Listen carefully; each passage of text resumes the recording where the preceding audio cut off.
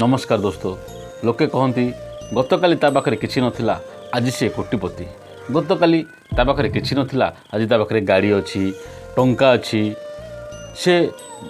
बहुत बड़ धनी हो जाइए किंतु आमे केबे ये जानिया चाहूना कि जो गतकाली सी ता पाखे किसी नथिला आज जो से एते बड़ लोक होइछि ता भीतर राज कौन गोटे कथा अच्छी आज्ञा जदि आम